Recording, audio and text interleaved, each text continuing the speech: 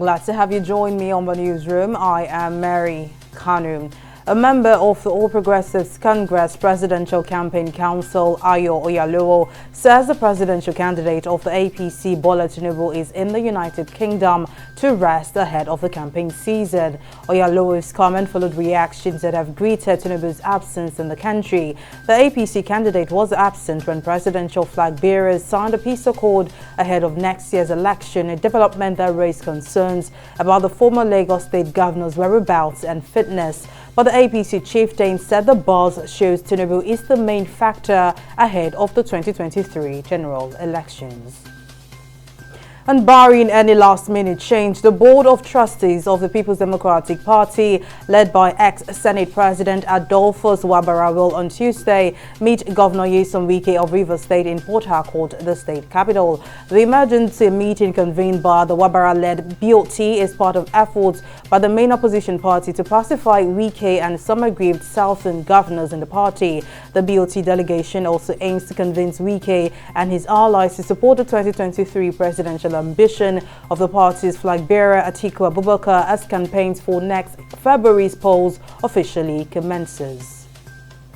Still in politics, the presidential candidate of the New Nigeria People's Party, Rabiu Kwankwaso, has pledged to restore the country's glory if elected next year. Kwankwaso made the statement shortly after holding a closed-door meeting with NNPP stalwarts in Jalingo, Taraba State, where he also commissioned the party's officers. He says he has the capacity to reposition Nigeria economically and restore security and infrastructure in the country. This, he said, pushed him to join the presidential race.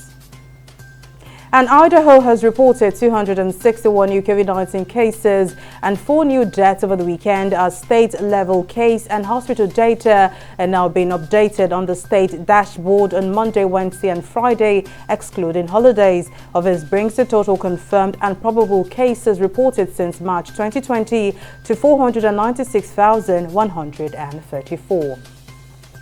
And now in business, the Minister of Aviation, Hadi Sirika, says the country may consider buying the newly certified C919 passenger jet in China as an additional aircraft for the national carrier, Nigeria Air. Sirika, who disclosed this to Reuters on the sidelines of the United Nations Aviation Agency's Triennial Assembly in Montreal, Canada, said the goal is to increase the number of planes for Nigeria Air to 30 by 2025.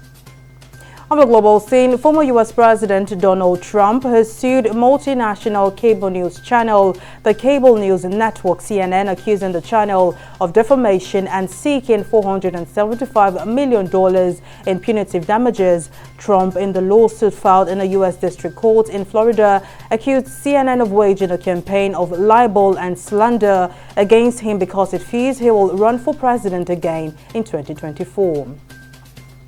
And in sports, James Maddison eased the pressure on Leicester boss Brendan Rodgers and pushed Nottingham Forest to the bottom of the Premier League as the midfielders' double inspired a vital 4-0 win on Monday.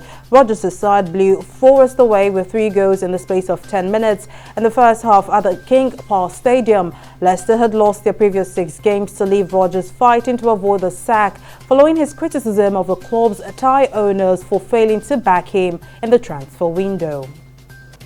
That's the latest from the newsroom. Do join us again for more. Thank you for watching.